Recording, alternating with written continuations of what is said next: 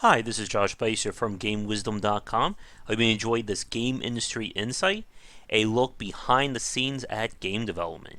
And be sure to subscribe and you can pitch future video topics. Alright, for today's Industry Insight, I got a really good one. We're going to be talking about one of the most underrated yet seriously important skills when it comes to not just being in the game industry, but working in any creative medium. And that is being able to accept criticism. And when we're talking about this, there's two distinct areas we're going to focus on for today's vlog. The first is, again, understanding or being able to accept good and bad feedback. And then the second part that can be equal or even more important is being able to parse or interpret it. And this is something that has definitely been a struggle for a lot of people, again, in any creative industry. When you are pouring blood, sweat, tears, money, energy, man hours, you name it, into a project and it becomes your baby, you become very defensive of it.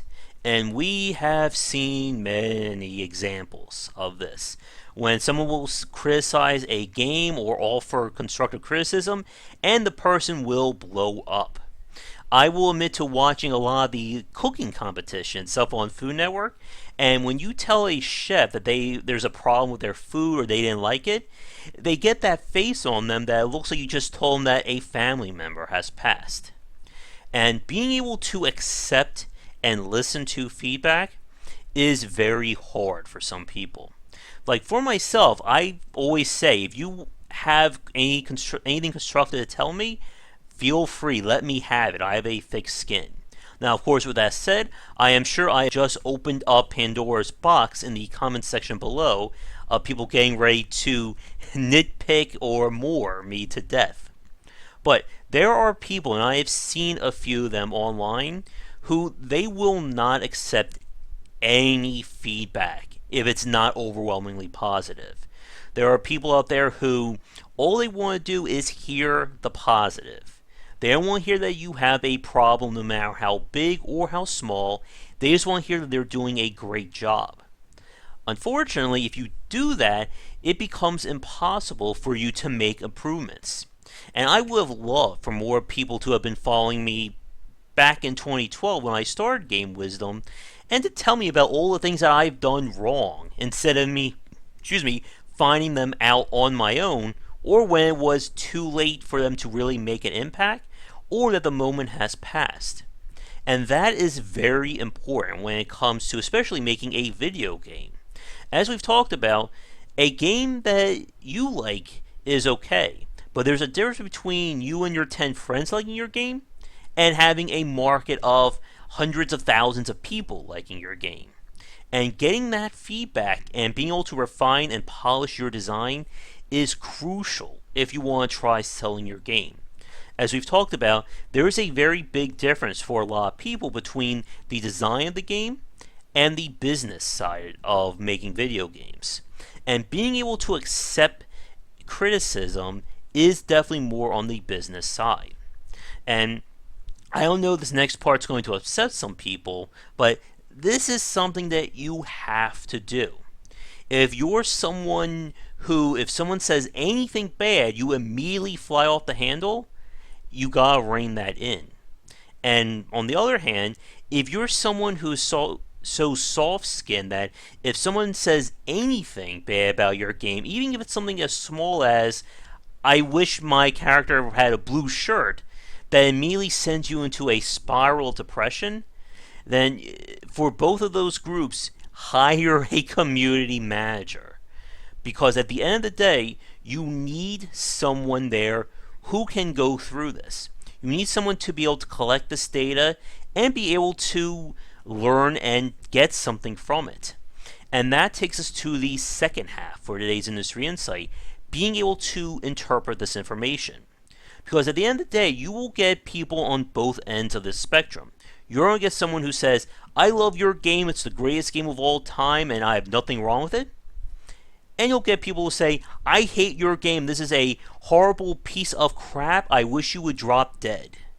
And unfortunately, you are going to hear both of that at some point. For some of you, it'll be more on one of those two sides, but unfortunately, you will always get that.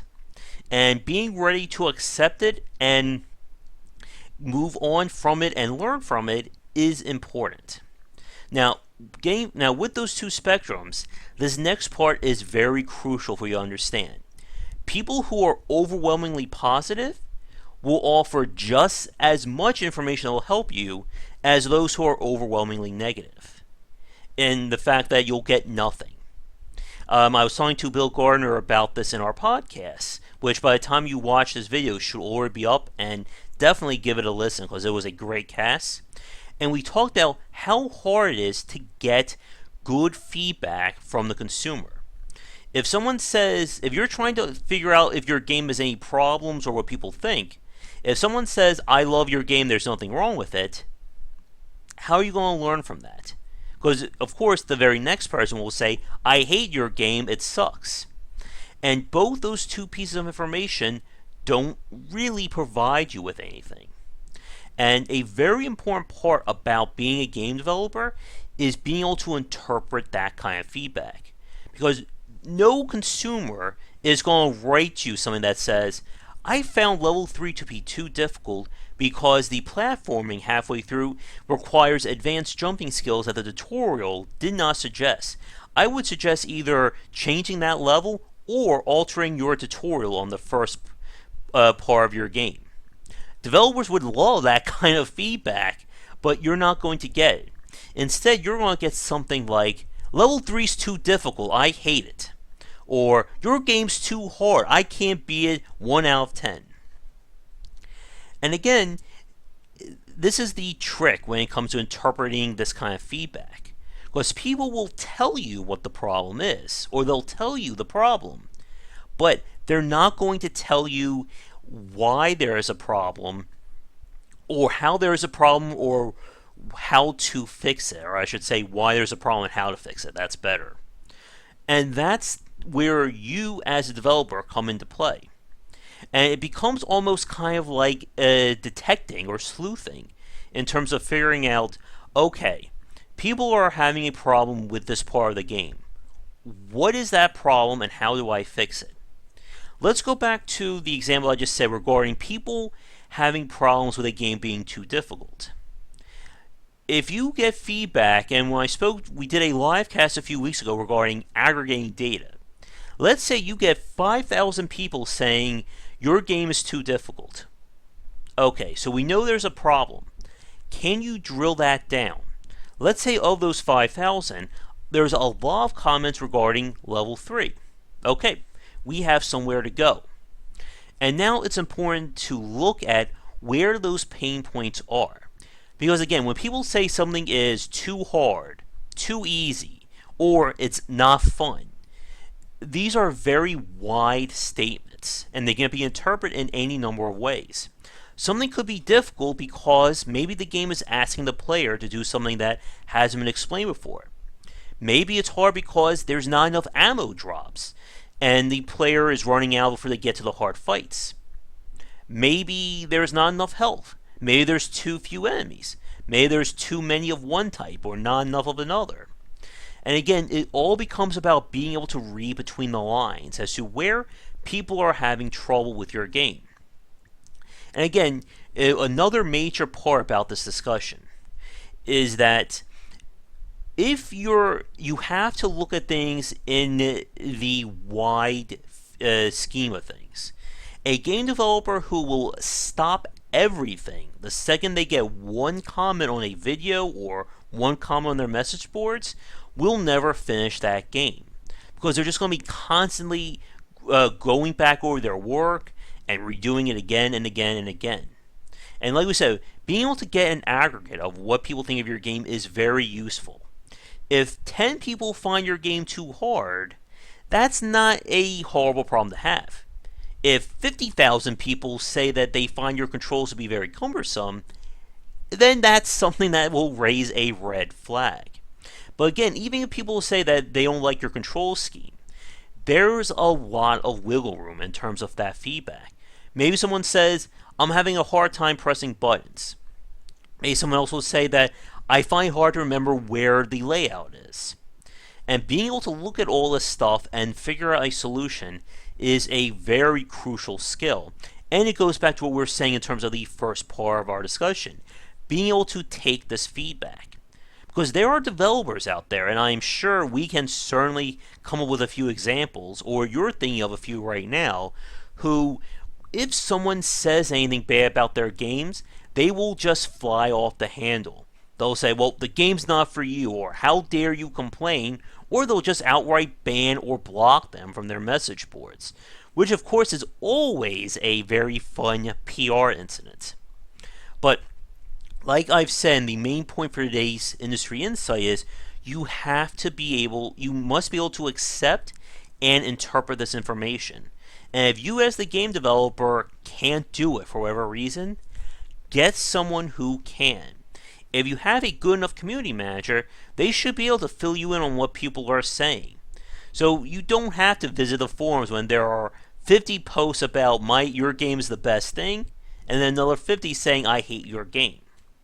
And like I said a few minutes ago, while it may be great to get nothing but overwhelmingly positive feedback, ultimately that doesn't help your game's development. And we have talked about the dangers of the echo chamber effect, and that could be its own industry insight as well, where a developer will just listen to nothing but overwhelmingly positive feedback and will just drown out or ignore any form of criticism, even if it's from a new player who's trying to get into their game. And it's very easy just to tune all that out and lose potential fans and customers because of it. Now, with that said, we're going to wrap things up here. To summarize, again, as a developer, as any creative individual, it is important to be willing to accept feedback, whether it's someone saying they love your game, or someone who says you suck, you should go live in a ditch somewhere. And then the second step is being able to then take that feedback and use it, or I should say put it for your game. When I spoke with Nels Anderson, this was back when he was at Clay Entertainment, he talked about how when he was doing Don't Starve, that one of the things he did as a way of having good community support was whenever someone would post something overwhelmingly negative, he would not respond immediately. He would come back to it in like an hour or two when he's under a cool head. Because when you're reading your message boards and the first thing you see is the developer is a lazy piece of POS, I don't want to swear if I have to there, and should drop dead, are you going to respond right away and say something kind? No, you're probably going to get ready to insult that person. But unfortunately, you can't do that. Like we said, when it comes to being in the game industry, you have to balance the art with the business. And a major part of the business is good PR. And if you can wait a few hours when you're not thinking in the moment, it will be a lot easier to talk to people. And I've heard from developers who have gone that route, who have diffused situations by responding and saying, okay, well, what's your problem? And then try and fix it or accommodate that person. And if you can do that, it is very easy to earn a fan for life because people love to get that kind of treatment. I mean, the transparency of the indie scene has grown and thrived because of it. I mean, I can email a developer and talk to them about their design for who knows how many hours. And it is really great to have that feedback.